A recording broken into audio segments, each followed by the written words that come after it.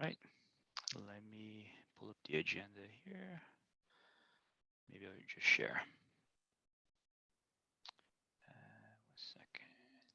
Chrome. Share. Okay. All right, so welcome everybody.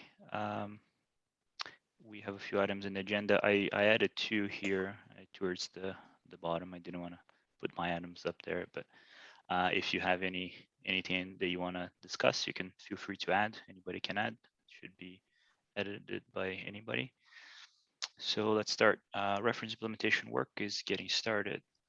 I know that Ben was working on creating an implementers team. I invited Beju and Predrag to the org. I think you guys got the invite. So we're just working through some logistics in terms of actually having the GitHub org team and who has right access. I believe Scott, you already got into that team as well. So I think should be good to go. Scott, did anybody have anything to say about the implementation? I guess it's nice that we have a home now. Yeah, I that the repo name is something that I'm feel like not so good, like just in implementation. Can we change to something like maybe service binding? Controller. Something like controller, just to kind of imply that it's an implementation because it's a controller. But is it? I don't know. What do others think? But I think Baiju, I share your thoughts on that. Yeah, I think, definitely agree that implementation is weird. Renaming things at this point is relatively easy. So I'm not worried about whether we do that now or later. Yeah, I believe Ben created this, so I don't know if Ben wanted to say some implementation, but we're probably easy going for renaming. I was hoping that it would change while you were still talking about it, but I had to log in. Good. Working on it right now. Yeah. Cool. All right. So besides the name, anything we want to say about this? It looks like it's already been populated with some good stuff here. It has the boilerplate to start the implementation, basically, and with the CI. And Scott has added some more stuff, maybe. Yeah, the only thing in here so far is really just the default scaffolding, as well as the types were copied from the spec. Beyond that, there's actually no controller implementation so far, so all that still needs to be done. We've primarily just been setting up infrastructure, like getting CI running, making sure tests run, getting Dependabot, bumping our dependencies. So nothing too exciting yet, but more so this is an FYI that the repo exists. There are things going on here. So if you're interested, take a follow. Cool. And I assume we want to use this repo as self-contained for issues related to the IMPO. Yeah. Not push the spec. Yeah, I think that's a good idea. So we have a division between the spec. I just noticed service binding operator. So probably next PR we want to change some of the words here and maybe just copy and paste from somewhere else. Why, is there another service binding operator? Red Hat one is called a service binding operator. Yeah, we can rename that. Awesome. Thanks for starting this. Anything else on this first topic? Probably more just awareness. Yeah, in case if somebody send a PR which is not really, part of Kubernetes, what should we do? Like we can hold it or? If somebody didn't sign the agreement. Yeah, CLA. Yeah, so right now, I'm not sure we have a way actually to enforce whether or not they signed the Linux Foundation CLA. So my feeling is right now, only the people who commit should be committing, right? Like, I don't even know, like, I don't believe there's a permission that will allow us to turn off PRs from outside of the group, but we should be summarily rejecting them. We shouldn't encourage people to do it. They can open issues, but nobody should be contributing code other than members of this working group that we have guaranteed have signed things. It's one of the reasons. Does that apply to docs in the repo as well, Ben? Yeah, like I don't want to. Okay. I don't want to That's do fine. anything Like, to makes jeopardize sense. this. Yeah. Like, it sucks, and I wish we were already in, and so we could enforce this in some other way. But I talked to Constantine, and he's like, just don't take external contributions. Make sure you know everybody who's going in for now. Makes sense. Thank you. Yeah, I know there in when I was working at the micro profile Open API spec, there was a bot that was automatically checking for that. Is anybody familiar with enabling that? Because if we had a way to automatically check, then I don't think we can enable the CNCF bot because I think that they need some kind of token which we get if we are part of the Kubernetes project. So I don't think officially we can. It'd be fairly easy just to write a GitHub action that closes the PR with a nice message if it's created by someone who's not on a whitelist. Yeah. Allow list. Yeah, sorry. It's basically 3 or 4 names at the moment, so like it wouldn't be particularly hard. yeah, and I don't think. Or I mean, or if it becomes, we can also just wait until it becomes an issue and then deal with it. yeah, that's what I was going to mention. I think it would be a good problem to have, right? Where we have Yeah. so many people outside Exactly. trying to contribute to the implementation. I mean, if that's the case, I'll be happy that we deal with that. But yeah, we might not even have to cross that bridge. Okay. All right. Okay, second item. Okay, just switch so we can go to that one. Since we're talking about implementations, you mind if I do a quick share? Go for it. Let me stop. Okay. So one of the things I worked on over the weekend, it was actually a couple weekends ago, was writing clients for service bindings. And I took a crack. I got a JVM based one, a Go based one, and a JavaScript based one. And I was wondering if there's any interest in this. I'm also working on a Python one at the moment for having a set of libraries for actually consuming these things. Would it be interesting for us to donate them as a way for various languages to consume our services?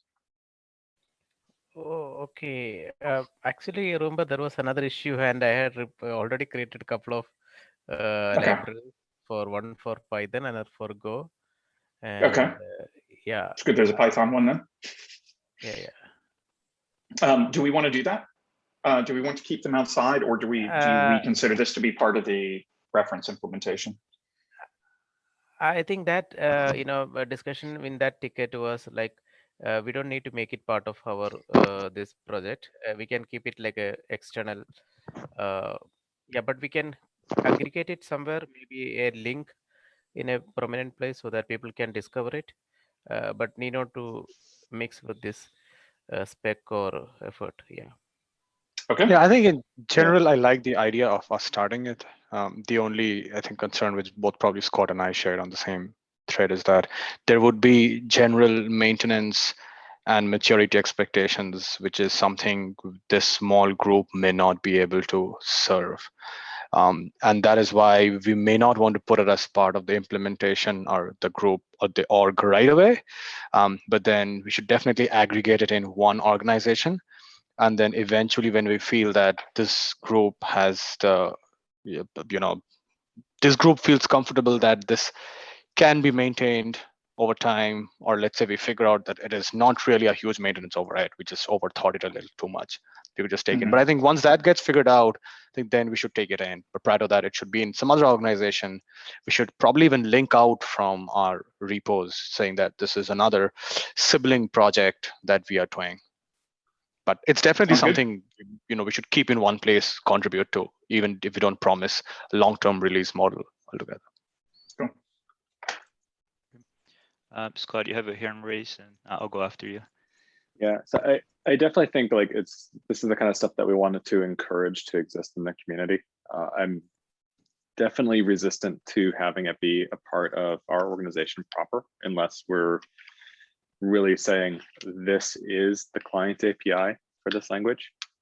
What I think we should do regardless is to have a section of the spec that talks about known implementations, where we can basically just call out CRDs that expose or conform to the provision service, resources, cases where we know that there are mappings defined for other types of CRDs that aren't necessarily pod specable, and then also have known clients or sort of app frameworks that kind of just work with the actual projection inside of the container.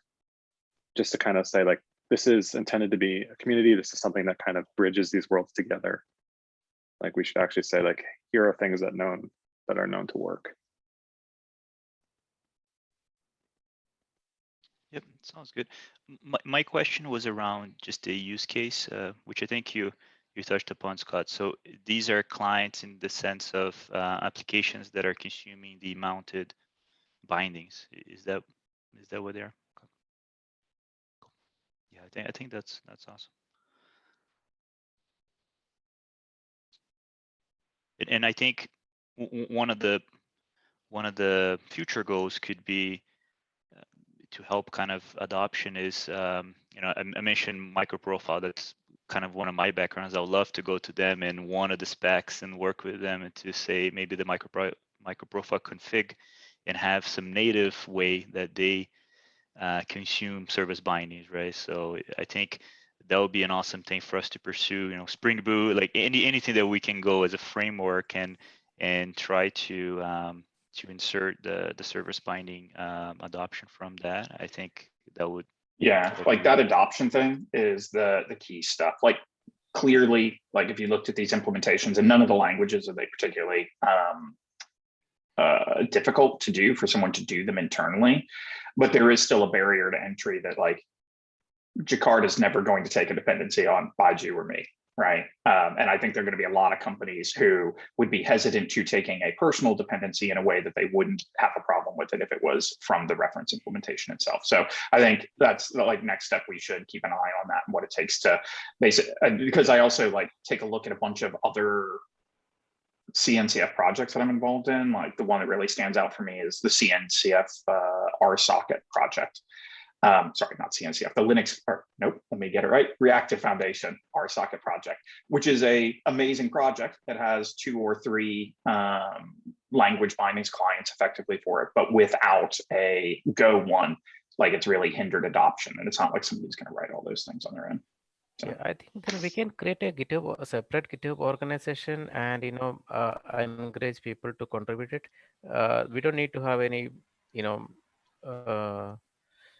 I would say no need to keep any big frame. I mean, what do you call, like a CNCF or anything of that sort. We can just keep it as an organization. Anyone want to contribute it? Let's keep it very liberal, so that yeah, that's what I'm thinking.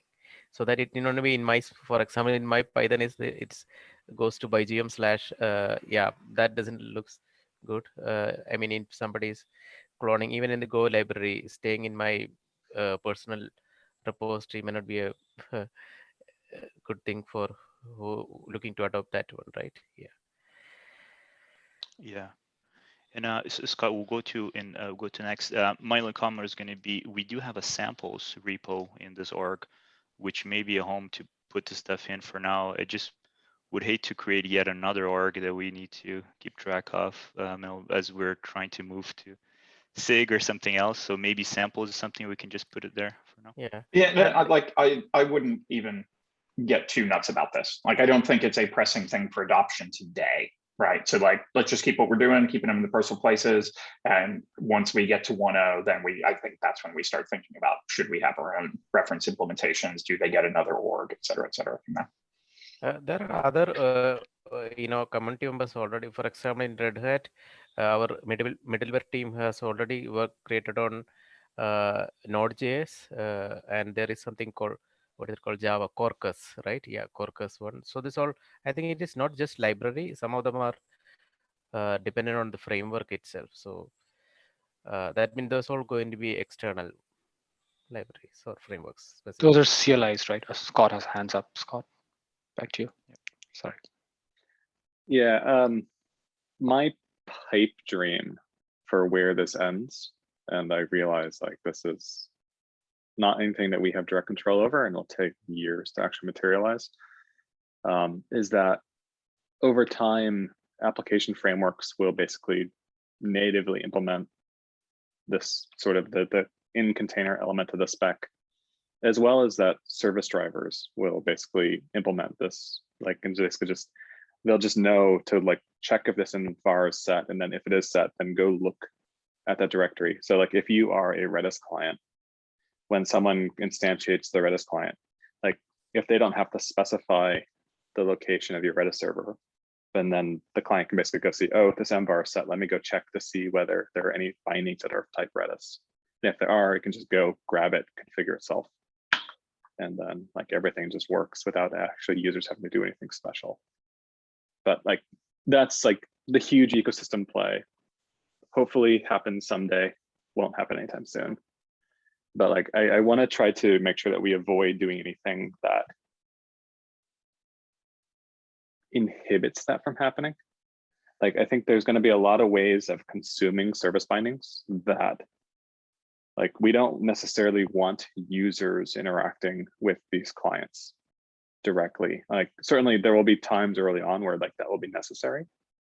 But I think like the longer term play is like users just kind of have the stuff work for them in the context that they're working within, as much as is appropriate for the language in that application framework. I'd argue though that like even getting them, having a client helps them gain adoption, right? The application frameworks. Yeah, that's fair. Cool. All right, so I think there's some good things for us to follow up in the future with this. Okay, moving on to the next one, issue 113, API group domain name. Scott, I believe you have a PR. No, it's an issue. Okay. Should be a domain name. I didn't add this to the agenda. Okay. This is, So I guess I added this this last week we discussed regarding our API group name. So I remember Ben is going to check with their organization. Any update on that, Ben, regarding whether VMware can take care of this domain? And I wonder, should we discuss SIG updates before this? Because if we do go ahead with SIG, then this becomes this is almost like the backup plan, right? Yeah. Okay. Yeah, I don't have any updates. I don't see Constantine on the call either around the SIG stuff, unfortunately. Okay. So I'm not sure there's any change there. So on the API group, I checked over on our side. There's no appetite for us to take the lead on this. So if Red Hat wants to take the lead on building a straight OSS project around it, we're supportive. Shabik, you're there? Yeah, I think that sounds okay to me. Yeah, so I think then we can decide on a domain. It doesn't have to be what we have now. So we can decide on a domain together, and I can have the open source program office own it and manage it and provide and give us whatever we need to be able to point our stuff to it. So that should be fine. So I think as for the backup plan, we should just decide what we want the domain name to be, and I can have it set up. I think it'll be awesome because it puts, I don't know if it puts a bit pressure on SIG to move forward a bit more, but I think in any case, it just at least gives us a home that we could, if we wanted to ship 1.0, right? It seems like this is the missing piece of the puzzle that we kind of needed, and we could always ship 1.0 even while we're still trying to figure out SIG, CNCF, whatever home, stay where we are in this new domain. So I think that'll be awesome to proceed with that. Yeah, I think the one request we're going to have from our side, and this is sort of like an informal request from Joe Beta rather than a mandate. And I assume your OSPO is going to say the same thing, is like it shouldn't have Kate's in whatever our domain ends up being. Absolutely, that's going to be like a hard thing. Yeah. Okay. Yeah, I think so. So our open source program office would do the general legal checks with what the name should be, availability, whether like in some cases they even go to different stakeholders who are squatting on it and request them, give them some time. probably even offer money if needed to let go of a domain if we choose to. So yeah, I think in general, if we could as a group agree on a rough name, and then I can provide it to the open source program office to give us the available permutations of it, and then from there I'll even add you folks to the same thread with them, and eventually the idea would be we would have this group will have a control over what gets pointed to it from different places. So yeah, I think then as a next step for the backup plan, we should decide on what we want as the domain name roughly, and then we can get the things done. Is that a good? I was thinking, is that a good place for us to start a Slack thread, and we can put some names down and talk? I just don't have the good names in my head right now. But if anybody does, it's an async job. Yeah.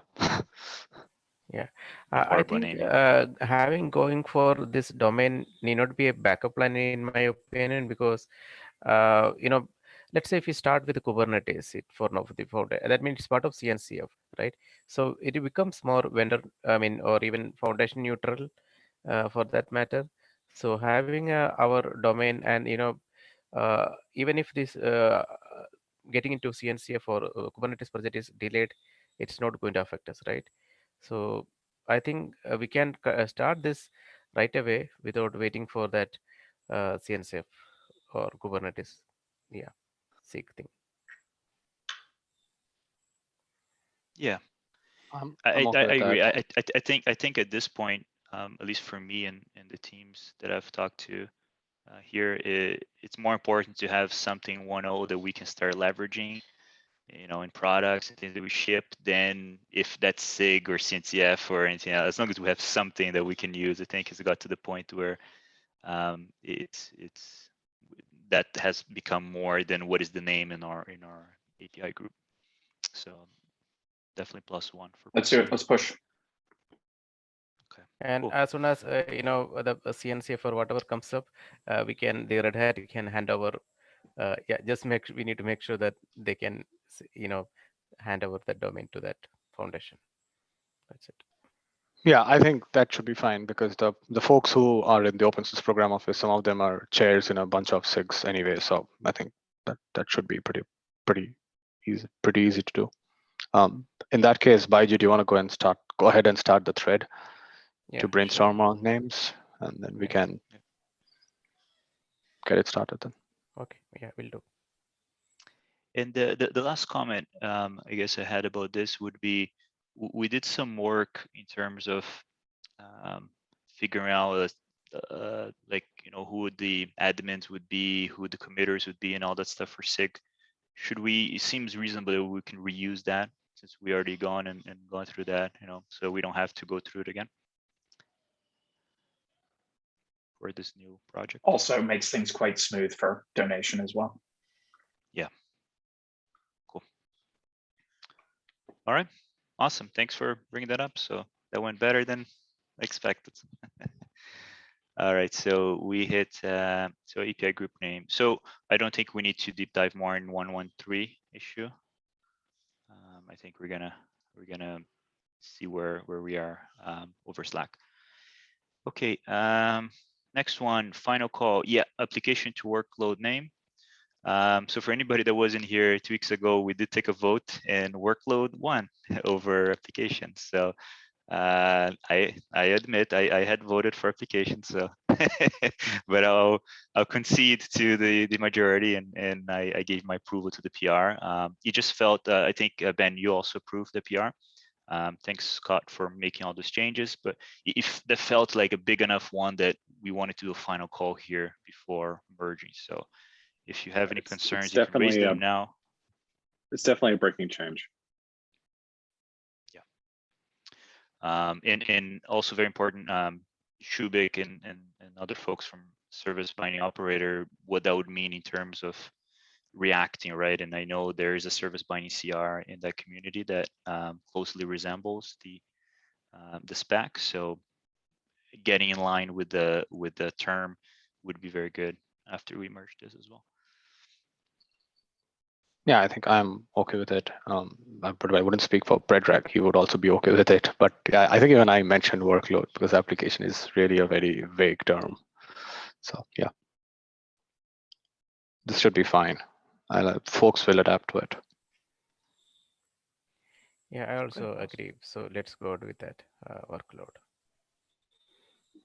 Something somewhat related, excuse me, is that whenever we cut our next release, preview or not of the spec, we should definitely bump the API version so that implementations can provide a conversion webhook. So that basically we're not breaking existing users necessarily. At least an implementation could support both.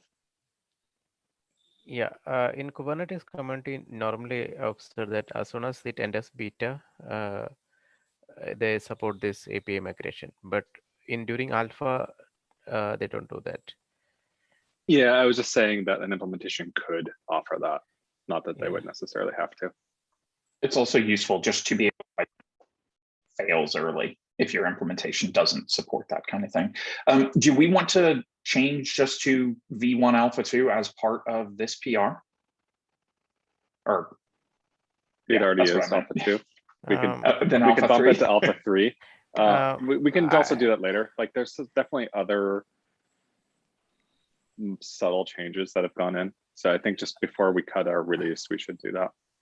Are we going to remember? Somebody going to remember? I don't think it's really necessary because I don't think any implementation has, at least the one which Red Hat working on, we haven't implemented that API. So Yeah, we're using it. So I would like to bump okay, fine then. the version number before the next release, before the next tagged version of the spec, whatever version that number has. So are we doing that part of this PR or different? No, separate. Okay. So there was a separate open issue that I had to bump to V1 beta 1. I don't necessarily think we're ready to like formally say we're beta yet, because that does imply backwards compatibility guarantees. But I can definitely go through and rename everything to V1 Alpha 3. Okay. So it sounds like there's no objections for merging the PR. No, I think there's still, are there still a couple of outstanding comments from you, Shubik, like some capitalization issues? Or he had to drop. Yeah. He said, sorry, no. okay, I didn't. I think you, Arthur, had opened a couple of them. Yeah, which I think Scott opened a different one to address it Okay. globally. So some I opened an issue to make sure that we revisit it because it's an issue across the spec and not just the portions that are being touched here. People keep opening stuff up. Do we want that to go into RC, whatever the next milestone is? Ideally. It shouldn't be hard, good, just a yeah. matter of going through with a comb and knowing what we want the contention to be. Okay. Good. Cool. All right. So any objections for the PR besides that? I don't know if there's any other outstanding comments besides those, but if there aren't, I think Ben or either you or myself can push the button. Already pushed the button. There you go. Thanks, Scott, again for working through this. I know this was a brave thing to bring up, and it ended up being the right thing. So thank you. And there was much rejoicing. There you go. Now I need to work with workloads. It will take some time, but I'll get there. Okay, cluster application resource mapping, or is it cluster workload resource mapping now? 183. I will rebase it. This is something that we talked about last call, where I volunteered to write up a draft. It definitely needs an edit and a good review, but I think the bones of it are in place for people to kind of look at and make sure that this is what they're comfortable with. One thing that we did talk about that I didn't do in here is define a new grammar for a JSON pointer. I think if people agree with the general shape, we can come back and address the grammar separately. I think that's something that we should try to get in before the release. But I can say when I looked at that, I can see you still following the JSON path syntax. I thought we are going for JSON. I mean, not sorry. What is it called? JSON. Yeah, JSON JSON pointer. path syntax. Yeah, JSON pointer syntax is what is used in the current PR, right? But are you going to Yeah, change this into JSON path one?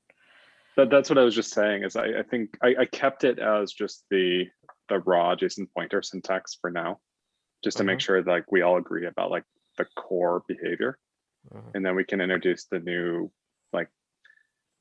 grammar for doing those path expressions later. Like it should be not too complicated, but I didn't want to distract from the core of what's being proposed here.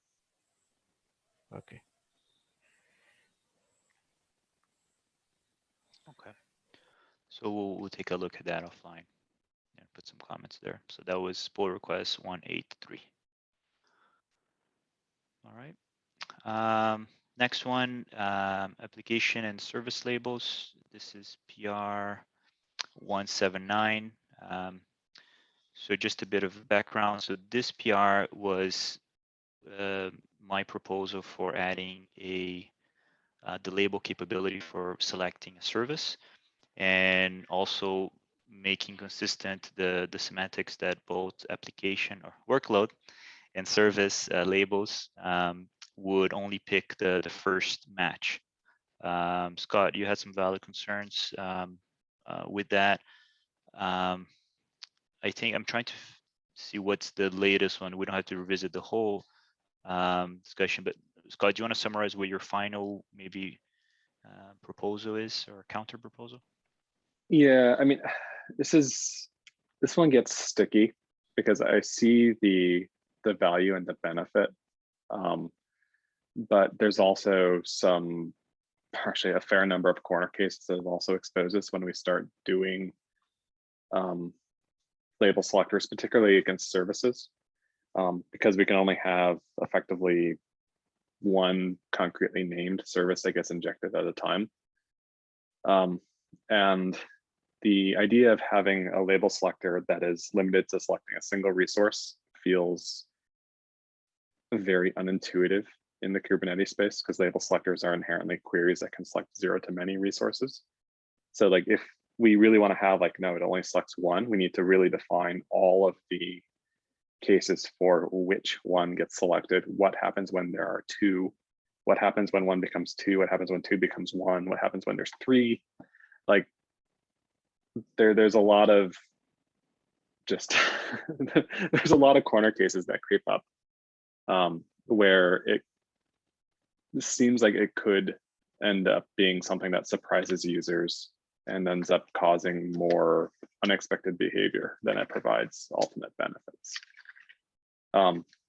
So I do think that there are a couple things that we discussed previously that I still think are valid. Like one is like, I think there are good ideas here that are worth exploring. I think a couple ways to do this is either to create a higher resource that has that selector defined and then decomposes into individual service bindings to actually do the actual wiring depending on the services defines.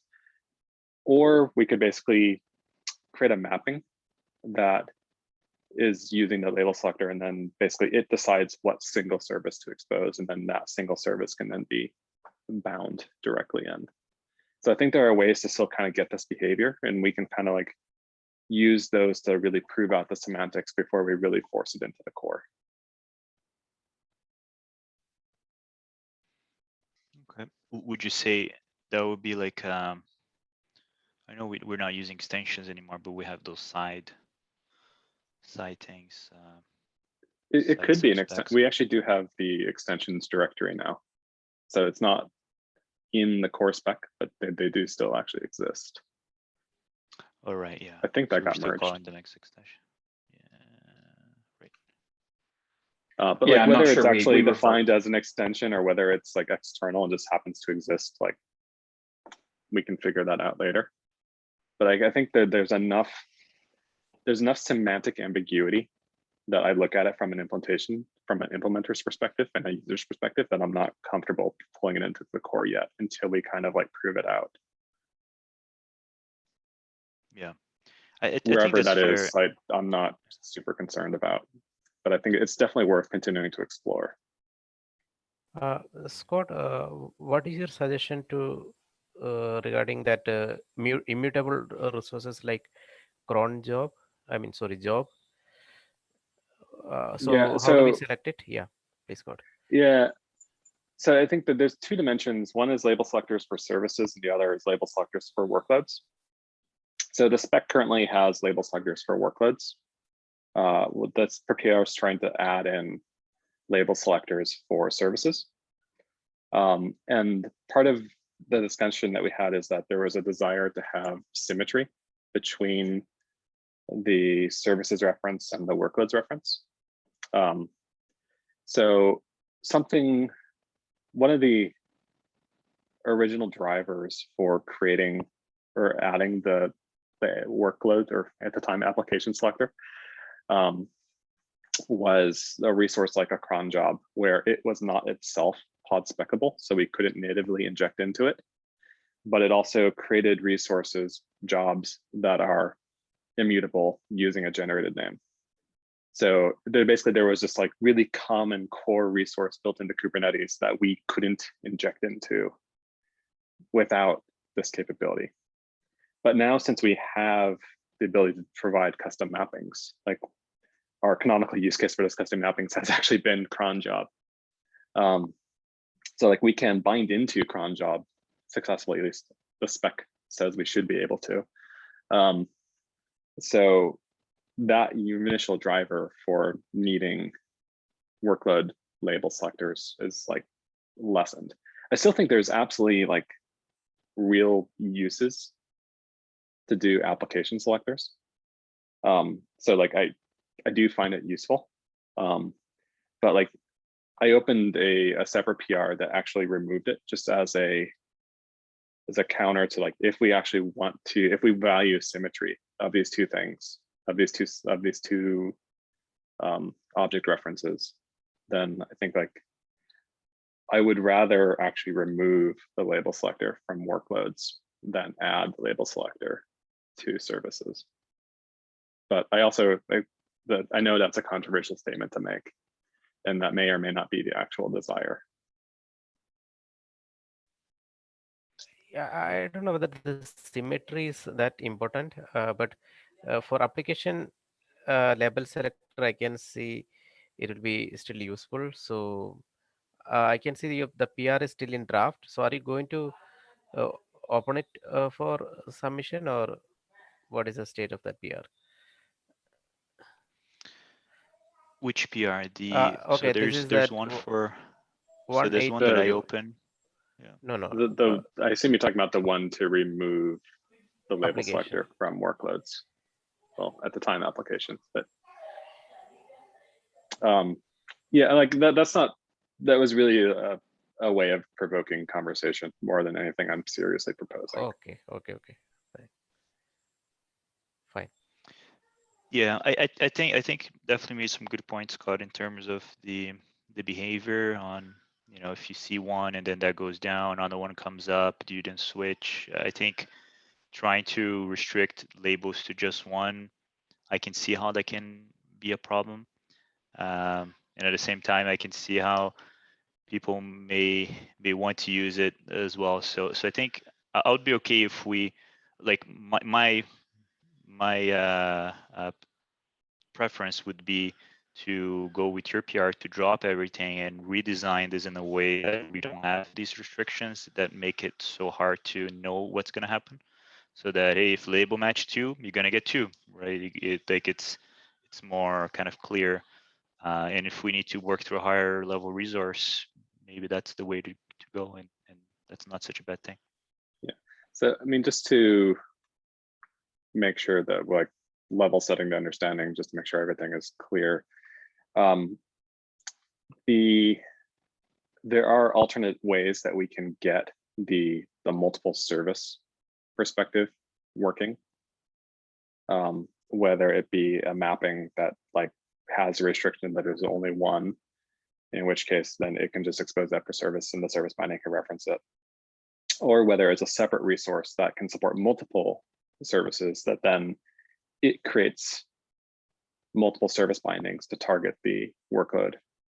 And then it can basically make sure it can deconflict the name, however it chooses to actually do that. So like there are alternative ways to implement multiple services. There's not really a good alternative to support selectors for our applications because it's actually the target of the injection. So like if we do end up pulling that out, like it is functionality that we're just dropping. So it's one of those things where like it does provide some use cases. Like it's less critical now that we have the resource mapping behavior, but like it does still provide unique behavior that's not really replicatable in any other way. But couldn't you have a higher level resource that just acts the same way, where it has a label selector and then creates a service binding CR per match? Yeah, it's the same issue. And again, this is like this is corner cases kind of stacking on top of each other to a certain bit. But if you have an immutable resource where you don't know the name in advance, like the only way to inject into that is to define a label to have that service binding in existence before the actual resource gets created. Otherwise, it gets created and it's immutable and it's too late. So like that's the issue we ran into with cron job and job. So like if that pattern exists somewhere else in a way that doesn't work with a custom mapping, then we would basically like it would be uninjectable from our perspective.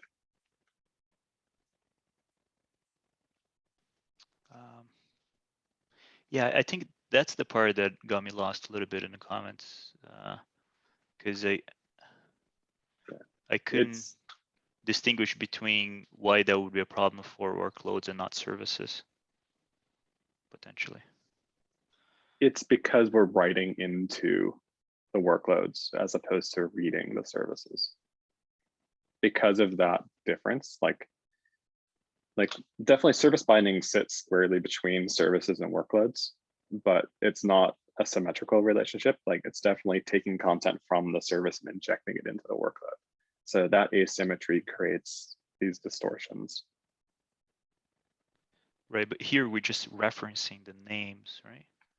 Like we're just referencing, we're not talking about read-write access. Structurally, yes, but then the behavior under it is not just a name, it's what you do with it. Yeah, I don't know. Maybe I need more coffee, but I still don't get how that, because to me, selecting something with kind name or just the label and that's just selecting the resource, the read and write and what you do with it. To me, that's orthogonal. That's different, right? Then I found the CR that I want to work with. What you do with it, that's the next journey. But finding that CR by name or finding by label, to me, it's like a search thing, right? Not what you do with that CR once you find it.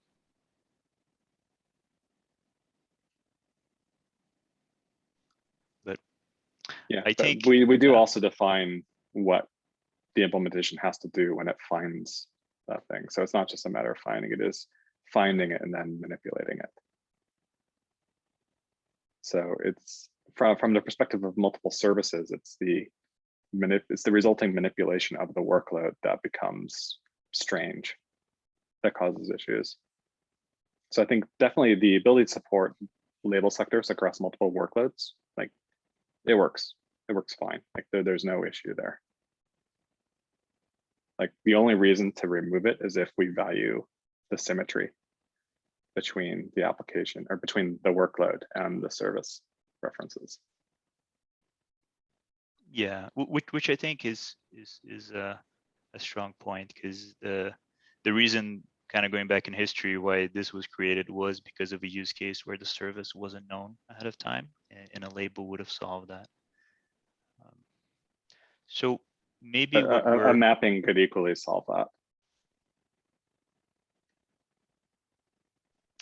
A mapping where if you don't know the service, so like you could have a mapping that's then using a label selector to actually find the real service. and then it can expose the service that it finds on its own status, and the service binding can reference the mapping resource. So you mean with another custom resource that I would have to create? Yep. I mean, that's Which what we- mappings are at this point.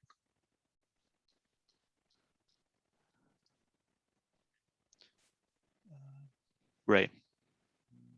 But it's also that new custom resource that allows more richer semantics. So like we can really kind of Did we use those put to that- really did we prove put out that- the actual desired behavior. Right.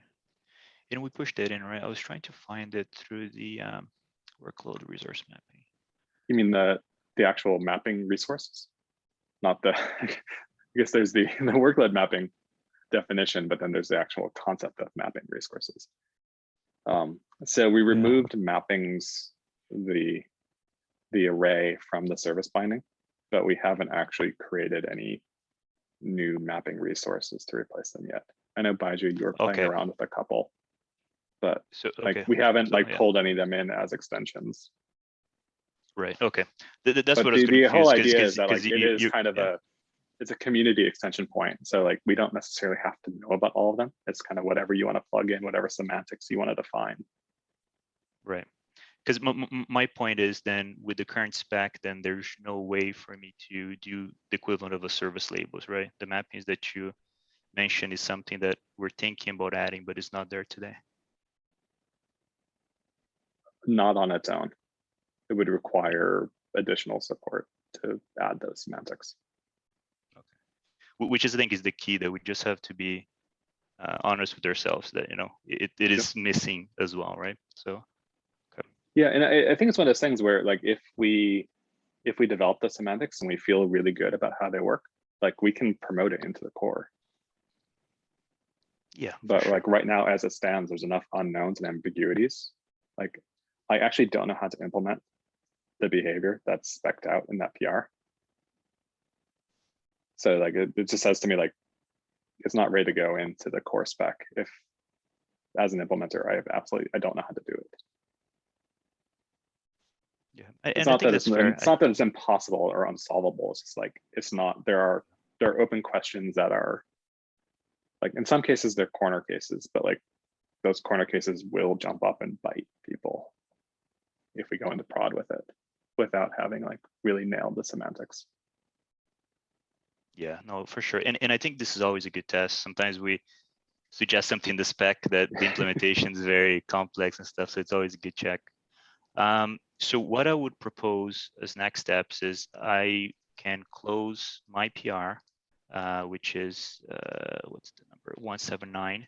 And we can work on reviewing Scott's PR 182 to drop applications labels so that we, and then we'll create a new issue if we don't have one already to properly design this as a higher level CR or set of CRs or CRDs that deal with that for both application and workloads and service. You know, having parity in mind from the start, I think would be good. And they could be separate, but having a solution for both. Does that sound okay?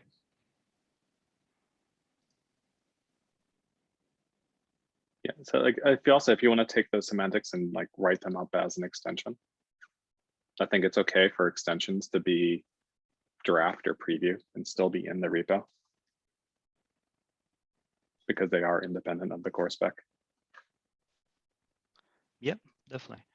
I'll create an issue for that if we don't have one already, and then we can work on that. Yeah, I do have. I'm just looking at the issues right now. I have 169 still open for label selected for services, but maybe that's just too. I'll see. I'll see if we reuse that or create a new one.